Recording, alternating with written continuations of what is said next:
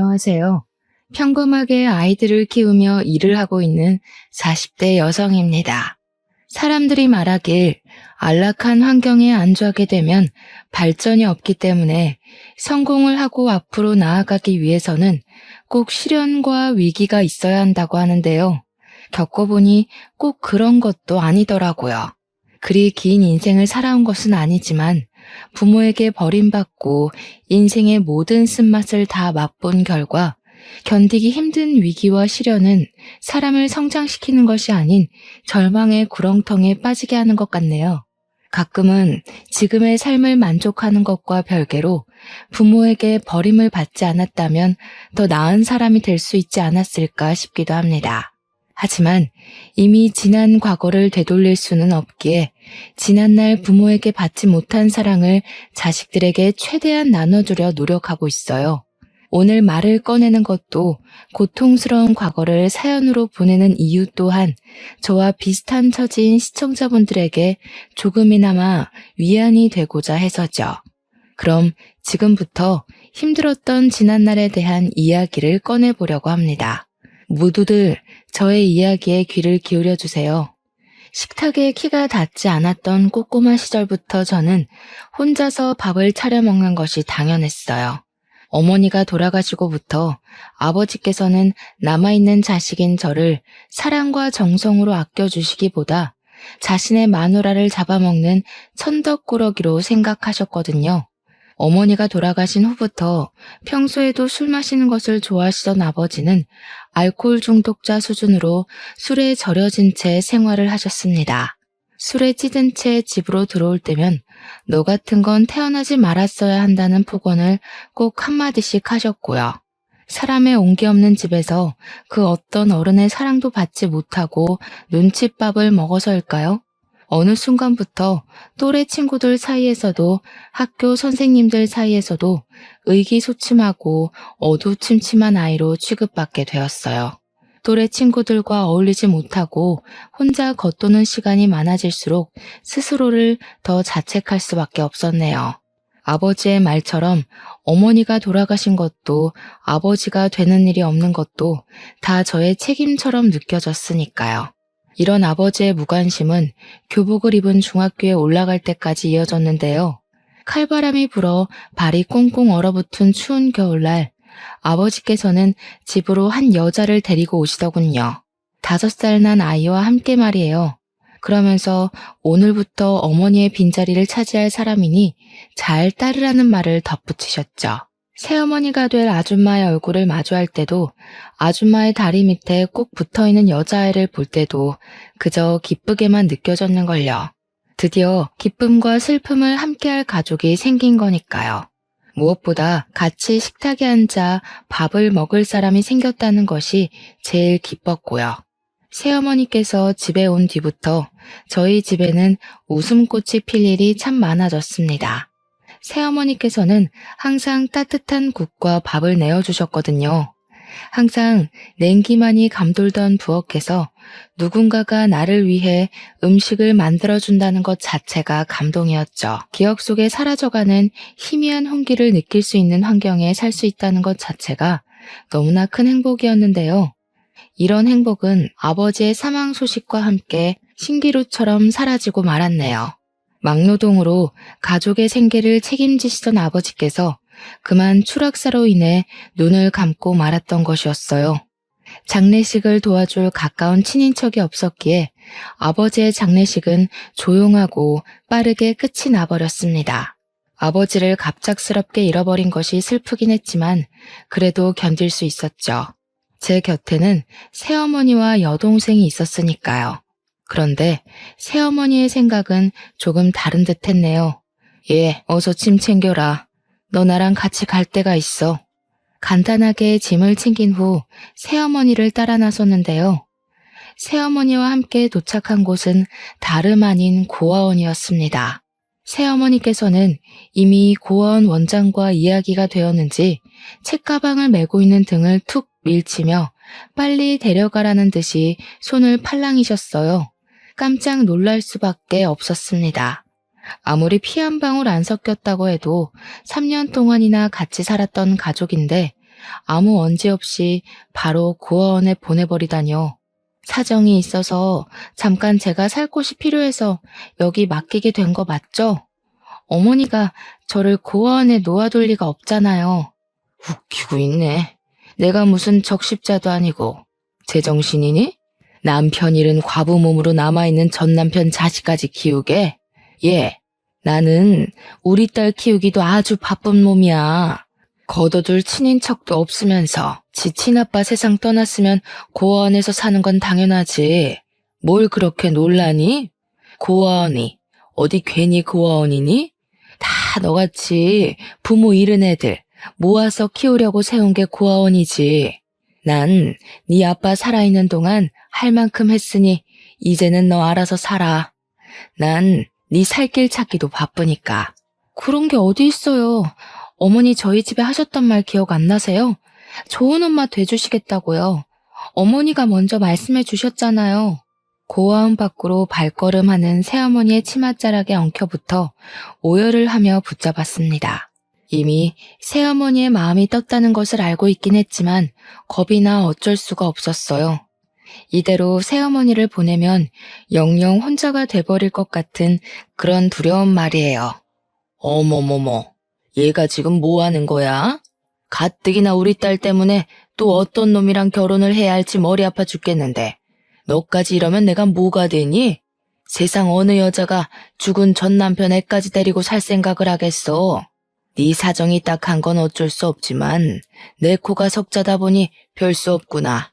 이제 그만 놓으렴. 새어머니께서는 딱 잘라 잡힌 손을 내빼셨죠. 어쩔 수 없이 고아원 생활을 시작해야 했고요.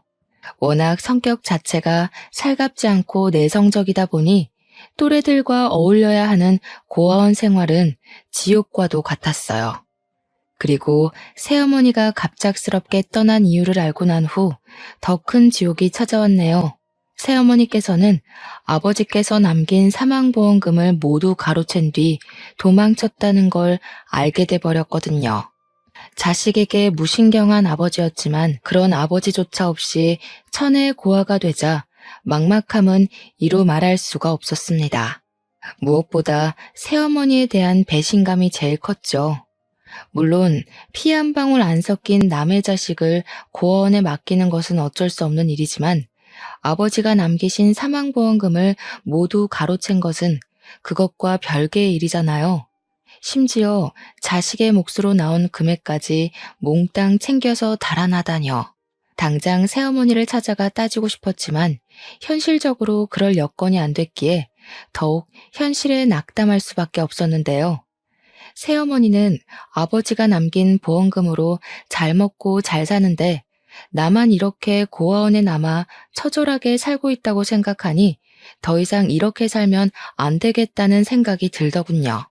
그래서 마음을 고쳐먹고 열심히 살기로 결심을 하게 된 것이죠.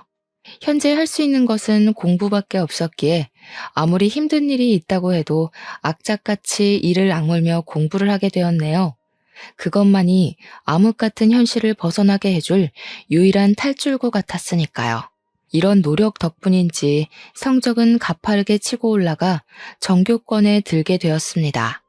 그리고 얼마 안 가 후원도 들어오기 시작하더라고요.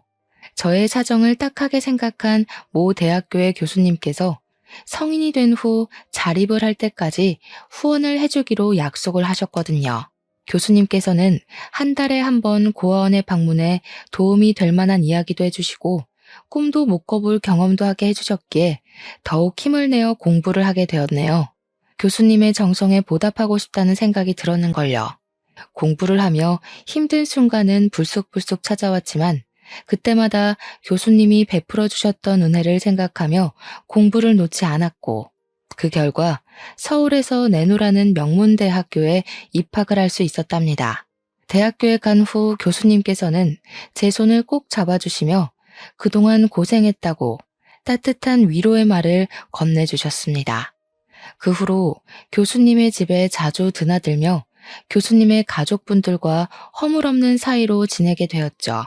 교수님의 집에서 한 번도 경험해보지 못한 화목한 가정의 분위기를 느끼며 염치 없지만 교수님의 가족이 되고 싶다는 터무니없는 상상을 하기도 했는데요. 놀랍게도 하늘은 이 어처구니없는 소원을 이루어 주시더라고요. 같은 학교에 재학 중이던 교수님의 아들이 진지한 만남을 제안한 것이었죠. 만남을 시작했을 때만 하더라도 덜컥 겁이 났어요. 교수님께서 아들과의 교제를 반대할 수도 있는 거잖아요. 하지만 이런 걱정과는 달리 교제의 사실을 알리자 교수님께서는 저희의 사이를 흔쾌히 허락해 주더군요. 너그러운 마음으로 저희의 사이를 이해해 주신 교수님 덕분에 저희는 대학교를 졸업 후 행복한 마음으로 결혼식을 올릴 수 있었고요. 그렇게 결혼식을 올린 후 저희 부부는 시어머니의 집에서 살림을 시작하게 되었죠. 대학원을 진학해 교수로서의 꿈을 꾸는 남편과 다르게 대학교를 졸업한 후 저는 바로 학원 강사로 취업해 아이들을 가르치게 되었는데요. 시어머니께서는 학생들을 가르쳐 본 경험이 있어서인지 출퇴근하는 것을 이해해 주시며 직접 아침을 차려 주시기까지 하셨어요. 급하게 준비를 하고 나가야 할 때면 시어머니께서는 토스트를 입에 물려주기도 하면서요. 시누이 또한 여동생처럼 대해주셨기에 더할 나위 없이 행복한 나날의 연속이었네요. 그러던 중 결혼한 지 3년이 지나고 아이가 생겼습니다. 시댁 식구들은 뛸 듯이 기뻐했고 시어머니께서는 임신을 한 몸으로 집안일에 일절 신경을 쓰면 안 된다고 말씀하시며 가정부를 구해주기까지 하셨어요. 친가족에게조차 받아본 적 없는 사랑을 받고 나니 참 여러 감정이 스쳐가더군요. 시댁 식구들이 아니었다면 평생 동안 가족에게 사랑받는다는 것이 어떤 건지 모를 수도 있는 거였잖아요. 솔직히 피 한 방울 안 섞인 며느리를 이 정도까지 챙겨주는 시댁 식구들이 드물다는 것을 더 감사하게 느껴졌습니다. 하지만 남편이 직접 고용한 가정부의 얼굴을 보는 순간 앞으로 창창할 것 같았던 앞날에는 먹구름이 끼기 시작했네요. 가정부는 다른 누구도 아닌 새어머니의 딸이었거든요. 시간이 오래 지났지만 새어머니를 빼다 박은 생김새 때문에 한눈에 알아볼 수 있었는걸요. 여동생 또한 저를 알아본 눈치였는지 굳은 표정으로 가족들 몰래 만나자는 말을 했죠. 너희 엄마가 내 몫으로 남겨놓은 아버지 보험금까지 다 가지고 도망간 거 모르지? 그때는 어려서 아무것도 몰랐다고 쳐도 이제는 알아들을 만큼 컸으니 내가 무슨 말을 하는지 잘 알 거라고 믿어. 물론 너는 아무런 잘못이 없기는 하지만 우리 아버지 돈까지 훔쳐 달아난 사람의 딸을 가정부로 들여서 얼굴 붉히며 살고 싶지는 않거든. 내 몸 편하자고 가정부를 들인 건데 가정부 때문에 집에 들어오기 싫을 정도로 불편하면 돈을 주면서까지 사람을 부릴 이유가 전혀 없잖아. 안 그래? 물론 여동생에게는 아무런 잘못이 없었지만 여동생이 얼굴을 보면 자꾸 새어머니가 생각이 나 말이 곱게 나가지 않았어요. 집에서 일하는 여동생을 보면 자꾸만 불편한 마음이 들어 태교에도 안 좋을 것 같았고요. 엄마가 언니한테 상처 줬던 건 내가 언니 집에서 일하면서 몸으로 갚을게. 그러니까 제발 내쫓지 말아줘, 언니. 엄마 병원비도 해도 한 달에 몇백씩 깨지는데 여기서 일 못하면 나 진짜 사채빚이라도 끌었어야 할지도 몰라. 아픈 곳 없이 정정하시던 분이 왜 병원 신세를 지시는 거야? 지병도 없으셨잖아. 그것도 옛날 말이지. 내가 이만큼 클 동안 시간이 많이 지났잖아. 사실 새아버지 돌아가시고 나서 우리 모녀 고생만 하면서 살았어. 이상하게 새아버지 돌아가신 후부터는 일이 잘 안 풀리더라고. 그리고 몇 달 전에는 교통사고를 크게 당해서 엄마 지금 식물인간인 채로 병실에 누워 계셔. 이런 거 보면 세상에 인과응보라는 게 있기는 한가 봐. 언니한테 상처 줬던 거 그대로 돌려받는 거지 뭐. 아무튼 나 여기서 계속 일할 수 있게 해줘. 언니, 이렇게 부탁할게. 아버지 사망보험금을 훔쳐 달아난 새어머니가 밉기는 했지만 여동생의 사정을 들으니 짠한 마음을 감출 수는 없었네요. 하나밖에 없는 가족을 잃은 슬픔과 돈이 없으면 얼마나 비굴해질 수 있는지 그 누구보다도 잘 알 수 있었으니까요. 그래서 여동생이 가정부로 일하는 것을 승낙하게 되었죠. 다행히 여동생은 야무진 손으로 살림을 잘하는 데다가 가족 모두에게 싹싹하게 굴었기에 얼굴 붉힐 일 없이 잘 지내게 되었답니다. 여동생은 같이 살았다는 이유로 무례하게 굴거나 하는 일도 없었고요. 싹싹하게 일도 잘하고 깍듯하게 자신이 맡은 일을 다하는 여동생을 굳이 쫓아낼 이유는 없었기에 저희의 인연은 비밀로 붙인 채 지내게 되었죠. 그런데 이걸 지켜보던 시어머니께서는 여동생을 마냥 편하게 대하지는 않으셨어요. 아가, 아무리 일을 잘한다고 해도 집에 젊은 여자 들여서 좋을 게 없다. 살림 솜씨 야무지고 꼼꼼한 건 그렇다 하지만 나는 굳이 문제 일으킬 원인 제공을 하고 싶지 않구나. 요 며칠 일하는 거 보니까 딴 마음 품고 저희 집에 일하러 온 사람은 아닌 것 같더라고요. 그러니까 어머니께서도 너무 걱정하지 마세요. 네가 괜찮다면 내 별말 하지는 않으마. 어차피 가정부 드린 것도 아가 너 편하자고 드린 건데 네 의견이 제일 중요하지.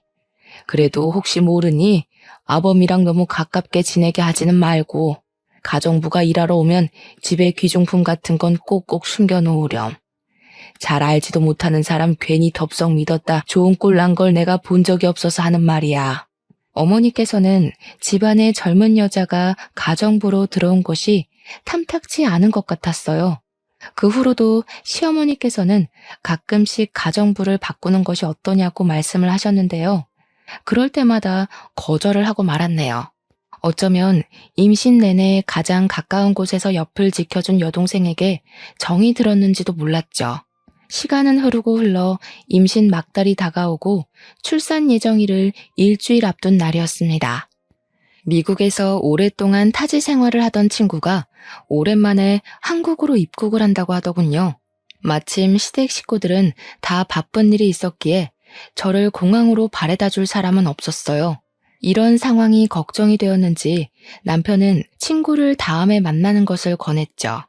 자주 만날 수 있는 친구였다면 저 역시 다음 약속을 기약했겠지만 친구는 이번에 미국으로 출국을 하게 되면 언제 볼지 기약을 할 수 없었기에 약속을 잡게 되었어요. 남편은 택시를 타고 가라 말을 했지만 공항까지 택시비가 만만치 않았기에 직접 운전을 하게 되었는걸요. 그리고 친구를 만난 행복한 시간을 보낸 뒤 다시 집을 가기 위해 운전을 하게 되었는데요. 어둑한 도로를 달리던 중 바로 앞에는 역주행하는 차량이 보이더군요. 깜짝 놀라 어떻게든 차를 피하려고 했지만 브레이크를 밟았을 때는 이미 역주행한 차와 충돌을 한 후였기에 저는 그대로 의식을 잃고 쓰러지고 말았죠. 다시 깨어나 보니 병실 침대에 누워 있었어요. 문득 만진 배가 홀쭉해진 것을 확인하고 깜짝 놀라자 바로 옆에 있던 남편은 제 손을 잡으며 아이는 제왕절개로 태어나 아무 문제가 없다고 말을 해주었습니다. 아이가 괜찮다는 말에 안심하려는 찰나 남편은 눈가를 훔치며 지금 제가 어떤 상태인지 말을 해주었네요. 아직 공사 중이던 도로에는 CCTV가 설치되어 있지 않았기에 그대로 도주한 뺑소니범을 잡을 수가 없다고 했어요.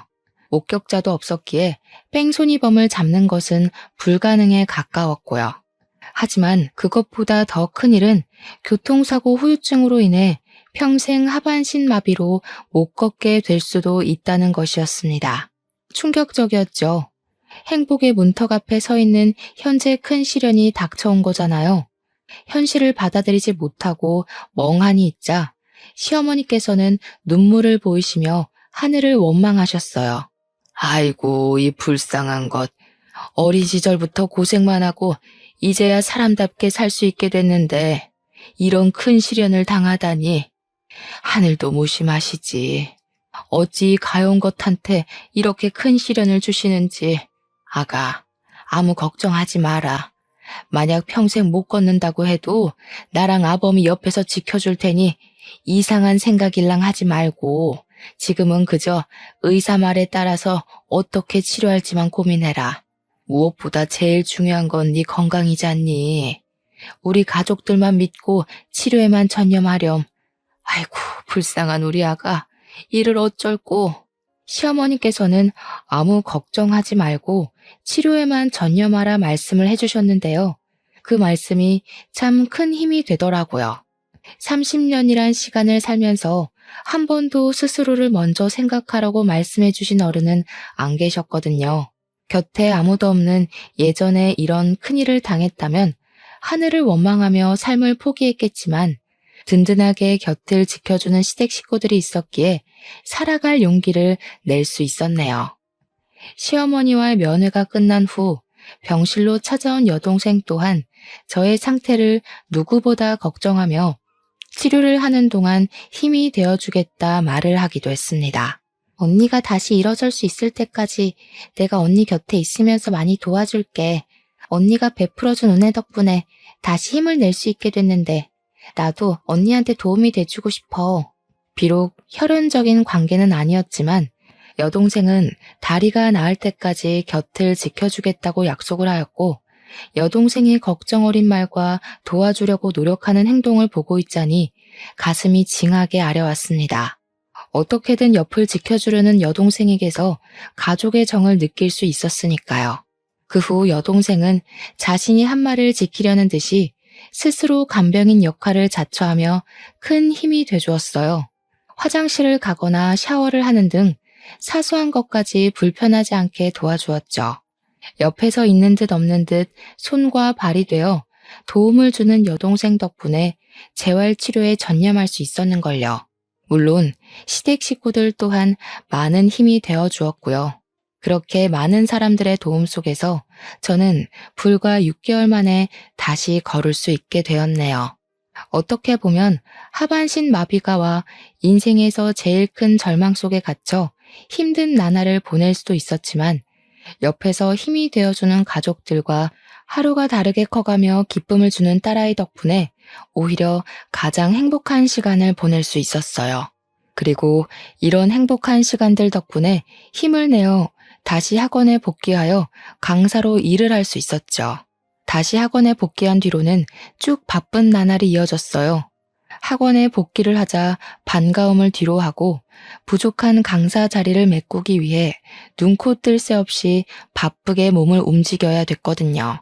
경력이 단절되지 않고 다시 일을 시작할 수 있었던 것은 정말 기쁜 일이었지만 그와 별개로 너무 바쁘다 보니 도저히 딸아이를 돌볼 시간이 나지 않더라고요. 그런데 참 감사하게도 이런 상황을 남편에게 전해들은 시누이가 자진해서 딸아이를 돌봐줬어요. 아이를 맡길 곳을 찾지 못해 발을 동동 구르는 동료 강사들을 보며 딸아이를 돌봐주는 시누이에게 진심으로 고마움을 느끼게 되었죠. 동료 강사들에 비해 수월하게 일을 하게 되어 동료 강사들이 걱정스러운 소리를 할 때면 말을 자동으로 아끼게 되었습니다. 그러던 중 아이가 있는 강사들과 이야기를 하던 중 베이비시터에 관한 이야기가 나오게 되었어요. 다른 사람에게 아이를 맡기는 것에 대한 걱정에 대해 토로하던 중 무의식 중으로 시누이가 아이를 돌봐준다고 말을 하게 됐습니다. 시누이한테 맡길 거면 차라리 일면식 없는 남한테 맡기는 게 더 낫지 않아요? 시누이가 애한테 무슨 짓을 할 줄 알고. 요즘에는 남보다 가족들 사이에서 애들 학대하는 게 더 심각한 문제라고 하잖아요. 그리고 아주 만약에 베이비시터가 애를 학대한다고 하면 돈 주고 부린 사람이니 자르면 그만인데 시누이는 아니잖아요? 막무가내로 굴어도 시댁 가족이란 이유로 계속 가족 행사 있을 때마다 얼굴 부딪혀야 되잖아요. 그럴 바에는 돈 주고 사람 부리는 게 낫지. 다른 사람은 어떨지 모르지만 저희 형님은 그럴 뿐이 아니어서요. 걱정은 감사하지만 저희 형님한테 맡기는 게 더 편해서요. 딸아이도 형님이랑 조카를 잘 따르기도 하고요. 괜히 모르는 사람 집에 들여서 잘 지내는 딸한테 혼란 주고 싶지 않아요. 어머, 우리 이 선생님 이렇게 순진해서 그동안 험난한 현실을 어떻게 살았는지 모르겠네. 시댁 식구가 괜히 시댁 식구겠어요? 언제라도 남의 집 식구인 며느리한테 시짜짓 하려고 시댁 식구인 거지. 아무리 사람이 좋다고 해도 친정 식구랑은 다르죠. 이 선생님도 괜히 고집 부리지 말고 사람 부리는 거 한번 생각해봐요. 세상에서 제일 못 믿는 게 결혼한 후 남편이랑 그 집 식구들이에요. 한치 앞을 모르는 게 사람 밀이라고 했어요. 지금이야 좋을지 모르지만 나중에는 어떻게 될지 모르는 일이지. 다른 일도 아니고 자기 자식 일인데 잘 생각해봐요. 동료 강사가 해주는 말을 이해 못하는 바는 아니지만 저희 시누이는 절대 그럴 사람이 아니거든요. 그래서 시누이를 막대먹은 다른 집 시누이들과 똑같이 이야기하는 것이 살짝 기분이 나쁘기도 했습니다. 시누이에 대해 잘 알지도 못하면서 시댁 식구라는 이유로 색안경을 끼고 안 좋게 생각하는 거잖아요. 가끔가다 주위 사람들은 의사 집안의 시집가 손에 물 한 방울 안 묻히고 사모님 소리를 듣는 시누이가 밉지 않냐고 물어보곤 하는데요. 질투가 나기는커녕 경제적으로도 정신적으로도 여유로운 시누이가 있어 너무 좋다고 말을 하곤 합니다. 사랑을 듬뿍 받은 시누이는 언제나 친언니처럼 자신이 받은 것을 나눠주니까요. 더군다나 친딸처럼 딸아이를 돌봐주는 시누이가 없었다면 학원 일에 열중할 수도 없었는걸요. 큰 사고가 난 후 딱 하나 좋은 점을 꼽으라고 말을 한다면 그건 바로 평범한 일상생활에 감사함을 느낄 수 있게 되었다는 겁니다. 그리고 평범함에 감사함을 느끼며 하루를 보내서인지 더 열심히 살게 되더라고요. 맡은 일에 최선을 다하며 살다 보니 어느새 복귀를 한 지 한 달이란 시간이 훌쩍 지나갔죠. 그 사이 시누이는 시매부와 함께 해외여행을 떠났기에 방학을 맞은 조카딸은 시댁에 와서 지내게 되었습니다. 조카딸은 의젓하고 딸아이와도 사이좋게 지냈기에 시댁에서 지낸다는 것이 참 기뻤는데요. 학원 일 때문에 늦게 귀가를 하던 딸아이와 놀고 있던 조카딸은 의외의 이야기를 꺼내더군요.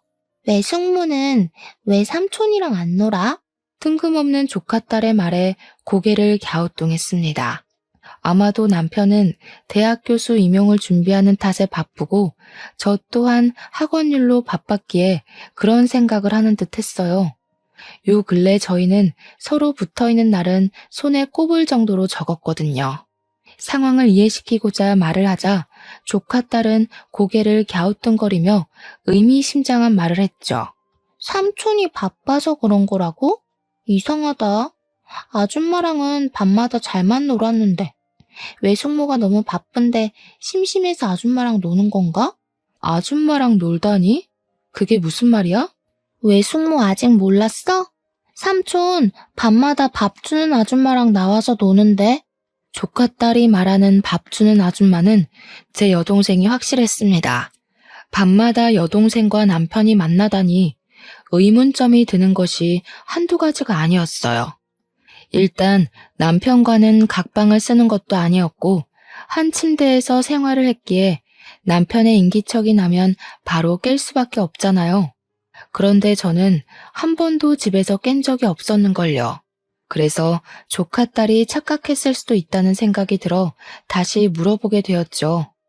잘못 본 건 아니고 삼촌이랑 아줌마랑 밤에 놀 일이 없잖아. 외숙모는 내가 바보인 줄 알아? 저번에 물 마시러 가면서 내가 봤단 말이야. 내가 볼 땐 삼촌이랑 아줌마가 외숙모 몰래 비밀놀이를 하는 것 같아. 안 그럼 외숙모만 쏙 빼놓고 삼촌이랑 아줌마가 밤마다 놀러 갈 리가 없잖아. 조카딸의 말을 듣고 기억을 되짚어보니 수상한 것이 하나 있긴 했습니다. 남편이 건강을 챙겨야 한다는 명목으로 챙겨준 비타민이었습니다. 그것만 먹으면 잠든 기억도 없이 쥐도 새도 모르게 잠들어 다음 날이 되어서야 일어난다는 것이었죠. 비타민을 먹었을 때만 하더라도 누적된 피로로 인해 쓰러지듯이 잠에 들었다고 생각했지만 다시 생각해보니 비타민이 원인인 것 같았어요. 물론 가장 사랑하는 남편을 의심하고 싶지는 않았지만 행동이 수상했기에 의심을 안 할 수가 없었는걸요.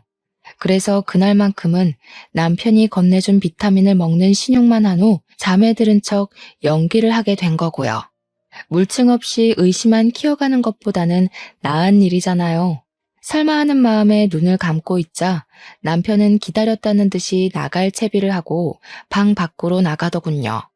밖에서 들리는 말소리에 귀를 기울여 보니 여동생과 함께 이야기를 나누는 것이 분명했죠. 이러니 저러니 해도 빨리 끝내는 게 낫지 않겠어요? 모두를 위해서도 그게 좋을 것 같은데. 아직 집사람 몸이 다 낫지도 않았는데 갑자기 이러는 법이 어디 있어? 아직 약속한 시간 지나지도 않았잖아. 그러지 말고 조금만 더 시간을 줘. 그럼 저보고 이 거지 같은 가정부 일을 계속하라고요? 집안일이 하기 싫으면 새로운 사람 구해줄 테니까 집에서 쉬고 있어. 그 후 일은 내가 알아서 할 테니까. 아이고, 내가 집에 없으면 그 사이 어떤 일이 일어날 줄 알고 쓸데없는 소리 하지 말고 따라 나와요. 시간 없으니까. 목 끝까지 이불을 덮고 있는데도 한겨울에 발가벗겨져 있는 것처럼 소름이 싹 돋았어요. 그동안 남편과 여동생은 저의 눈을 속여가며 밤마다 만났다는 것이 분명해졌으니까요. 가슴에서는 우라통이 터지고 몸은 꼼짝할 수 없을 만큼 무거웠지만 두 사람의 비밀을 알게 된 이상 손 놓고 바보처럼 있을 수만은 없었습니다. 그래서 황급히 침대에서 일어나 두 사람을 뒤따라 나간 것이죠. 다행히 밖으로 나가자 두 사람은 한 번 시작한 말다툼으로 인해 아직 출발을 하지 않고 있었습니다. 덕분에 저는 수월하게 택시를 타고 두 사람을 따라갈 수 있었고요. 남편과 여동생이 타고 간 차를 따라가는 동안 주먹을 쥔 손에서는 흥건히 땀이 났죠. 남편과 여동생이 도착한 곳은 허름한 주택들이 모여있는 빌라촌이었는데요. 택시에서 내리기도 전 두 사람은 빠르게 차에서 내려 바로 앞에 있는 반지하 빌라로 걸어 들어갔어요. 그걸 보고 있자니 마음이 급해져 저 또한 종종 걸음으로 뒤를 따랐고요. 택시에 내릴 때만 해도 마음이 급해져 걸음이 빨라졌지만 막상 반지하 앞에 서니 집으로 달아나고 싶다는 생각이 들고 말았네요. 이 문을 열고 들어가면 더 이상 남편과 여동생을 예전처럼 대할 수도 소중한 관계를 이어가지도 못할 것이 뻔했으니까요. 겁쟁이라 생각하실 수도 있었겠지만 두 사람이 들어간 문 앞에 서니 그냥 모른 척하고 지낼까 생각도 했습니다. 혼자만 입을 다물면 저희 가족은 전처럼 화목하게 지낼 수 있는 거니까요. 하지만 다시 머리를 흔들어 생각을 고쳐먹었어요. 한평생 고생한 스스로를 위해서라도 거짓된 행복을 쫓는 것은 옳지 않은 일이라고 생각했거든요. 귀를 기울이자 흐느끼는 여자의 목소리가 제일 먼저 들렸어요. 집중해보니 그 목소리가 익숙하게 들리더라고요. 흐느끼는 소리 뒤로 남편이 애원하는 소리가 들렸고 그만 흥분을 주체하지 못하고 문고리를 돌리고 말았습니다. 문고리를 돌리자 잠기지 않은 문은 벌컥 열리고 말았는데요. 안쪽의 풍경이 드러나는 순간 그동안의 걱정도 두려움도 모두 잃어버리고 말았어요. 의자에 앉아있는 여동생 앞으로 남편과 시누이는 무릎을 꿇고 있었거든요. 너무나 충격적인 모습에 머리를 굴릴 생각도 하지 못하고 그 자리에 서서 반지하 안을 멍하니 바라볼 수밖에 없었네요. 세 사람 역시 당황해 보인 건 마찬가지였고요. 무릎을 꿇고 있던 남편은 여길 어떻게 알고 왔냐며 호통을 쳤어요. 너무나 갑작스럽게 일어난 일에 머릿속은 온통 혼란스럽기만 했습니다. 상황은 예상한 것보다 더 이상하게 흘러갔으니까요. 이도저도 못하는 상황에 여동생은 의자에서 일어나 저에게 걸어오더군요. 이게 도대체 어떻게 된 일이야? 형님하고 애아빠가 왜 네 앞에 무릎을 꿇고 있는 거야? 언니는 부모도 없이 산전수전은 다 겪었으면서 어쩜 이리 순진해? 누가 보면 부잣집 외동딸로 고이 큰 줄 알겠어. 원래는 언니 몰래 돈만 챙겨서 나가려고 했는데 아무것도 모르는 게 안쓰러워서 내가 말해주는 거야. 그래도 자매로 지내던 시간이 있는데 모른 척하고 넘어가긴 좀 그렇잖아? 아리송한 말에 의아해하자 곧이어 여동생의 입에서는 믿을 수 없는 말이 나오게 되었네요. 우리 엄마를 눈도 제대로 못 감는 식물인간으로 만든 게 바로 잘난 언니네 남편하고 시누이야. 이렇게 말하면 이제 좀 상황 파악이 되려나? 뭐? 아니 도대체 그게 무슨... 당신이 직접 말해봐. 아니지? 뭔가 오해가 있는 거잖아. 그렇지? 미안해 여보. 사고여서 나도 어쩔 수가 없었어. 당신한테 말하면 걱정할까봐 차마 말할 수가 없었어. 남편이 말하길 늦은 밤 신우이와 함께 집으로 오던 중 무단횡단을 한 사람으로 인해 교통사고로 났다고 해요. 바로 119를 불러 병원으로 보냈지만 이미 상태는 손 쓸 수도 없을 만큼 악화돼 있었고요. 눈물을 보이며 말을 하는 남편을 보니 마음이 아려왔어요. 다른 누구도 아닌 한평생을 착하게 살아온 남편과 시누이가 이런 큰일을 겪게 되다니 가슴이 아파 견딜 수가 없었죠. 더군다나 남편과 시누이가 잘못한 것도 아니고 무단횡단을 하던 새엄마로 인해 이런 큰일을 겪게 된 거잖아요. 불쌍한 척 하기는. 자기 때문에 우리 엄마는 병상에서 꼼짝도 못하고 누워만 있게 생겼는데 너 뒤에서 우리 남편이랑 형님 이렇게 무지막지하게 괴롭히려고 착한 척하면서 내 앞에서 알랑거렸던 거니? 같이 한솥밥 먹던 사이끼리 어떻게 이런 못된 짓을 할 수가 있어? 애초에 새어머니가 무단횡단만 안 했어도 이런 일은 없었잖아. 먼저 잘못한 사람이 누군데 왜 엄한 사람한테 화풀이를 해? 참나 기가 막혀서. 좋아. 모든 게 무단횡단한 우리 엄마 잘못이고 언니네 남편이랑 시누이는 아무런 잘못도 없는 거니 언니 남편이 일하는 대학교에 가서 뺑소니범이라고 동네방네 떠들고 다녀도 되겠네? 잘난 언니네 시누이 시댁에도 뺑소니범이라고 말해도 되고. 기가 막혀 아무 말도 나오지 않더군요. 뻔뻔하게 나오는 여동생을 보고 나서야 알게 되었습니다. 여동생은 그동안 남편의 교수 임용이 얼마 남지 않은 것과 모두 의사 집안인 시누이네 시댁에 실체를 알리겠다고 협박을 하며 그 빌미로 돈을 뜯어낸 것이었죠. 그동안 가장 가까운 곁에서 다리를 회복할 수 있도록 도와준 여동생의 착한 마음씨에 감동해 간신히 마음의 문을 열기 시작했는데 모든 것이 다 거짓이었던 거잖아요. 너를 동생이라 생각하고 지금까지 품고 있었던 시간이 아깝다. 네 속이 이렇게 시커먼 줄 알았으면 진작 내치는 거였는데 그동안 내가 눈이 멀어서 그 시커먼 속내를 눈치채지 못했어. 동생이라니? 당신한테 가족은 돌아가신 장인어른만 있었던 거 아니야? 의연중에 나온 동생이란 말에 남편은 의아해했고 저는 그동안 여동생과 비밀로 했던 속내를 말하게 되었네요. 말을 하고 보니 이상했어요. 새어머니에 대한 복수를 하고 싶었으면 가정부로 일할 것이 아니라 그냥 남편과 시누이에게 돈을 요구하기만 하면 되는 거잖아요. 또 다른 속내가 있을까 여동생에게 물어보았는데요. 여동생은 피식거리며 당연하다는 듯이 상상도 못한 말을 술술 내뱉더군요. 원래 돈 많은 집은 밖이 아니라 안에서 티가 나는 법이잖아. 밖에서 푼돈 받으며 돈 걱정할 바에는 집에 들어와서 얼마 받아낼 수 있을지 머릿속에서 계산기 두드리는 게 훨씬 낫잖아? 그리고 문자나 전화로 협박해봤자 신경이나 쓰겠어? 얼굴 보이면서 알짱거려야 숨통 조여야 돈도 따박따박 바치지. 그래서 일부러 가정부로 들어온 거야. 저는 얼굴이 저절로 찌푸려졌어요. 돈을 더 뜯어내기 위해 가정부로 들어오다니요. 언니라고 말하며 따르던 것도 진심 어린 병간호도 모두 돈을 뜯어내기 위한 수단이었다고 생각하니 저도 모르게 눈물이 앞을 가렸습니다. 애초에 돈을 뜯을 목적이었으면 병간호 같은 건 안 해도 되는 거였으니까요. 간신히 속상한 마음을 넘기고 묻자 여동생은 재활치료를 도와준 명목으로 시어머니와 친해져 재산 상태를 파악하기 위해서라고 답을 했네요. 다리 다친 까치를 도와줘도 은혜를 갚는다던데 나도 언니 다리 고쳐준 값은 톡톡히 받아내야지. 지금까지 착한 여동생 가면 쓰고 고생한 게 얼마인데 긴 말 안 할 테니 언니네 시어머니 명의로 되어 있는 땅덩어리는 나한테 넘겨줘야 되겠어. 그게 어떤 땅인데 네가 그걸 탐내. 무슨 사연이 있는지는 내 알 바 아니니까 땅 문서나 내놔. 원래 자식이 사고치면 그 부모가 대신 갚는 거잖아? 강남에 있는 땅덩어리만 넘겨주면 뺑소니 일도 눈 감아줄 테니까 잘 생각해봐. 앞으로 교수님 소리 들으면서 호강할 일만 남았는데 땅덩이 하나 때문에 평생 노력한 걸 물거품으로 만들 수는 없는 일이잖아. 그렇게 신경전이 이어지고 있던 찰나 거칠게 집 문이 두들겨지자 기세등등하던 여동생은 신경질적으로 누구냐고 답을 한 후 문을 열었는데요. 문이 열리자마자 집 안으로 4~5명 되는 형사가 들이닥치더군요.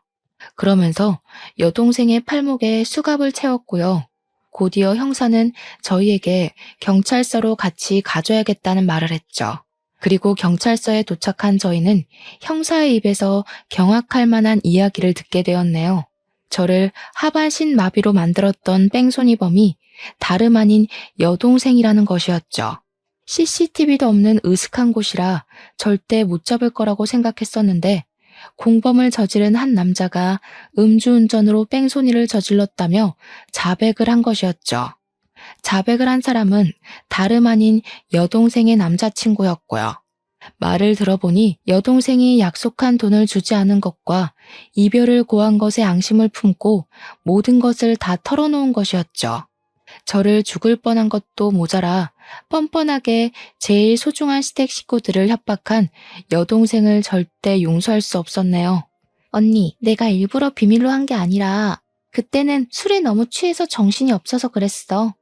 그 이후로는 엄마 때문에 신경 쓸 게 한두 가지가 아니다 보니 까맣게 잊고 있었고 가족이 잘못한 건 덮고 넘어간다는데 이번 한 번만 용서해주면 안 될까? 언니 다리가 불구가 돼서 휠체어 신세진 것도 아니고 완치해서 일상생활하는데 아무런 문제도 없잖아.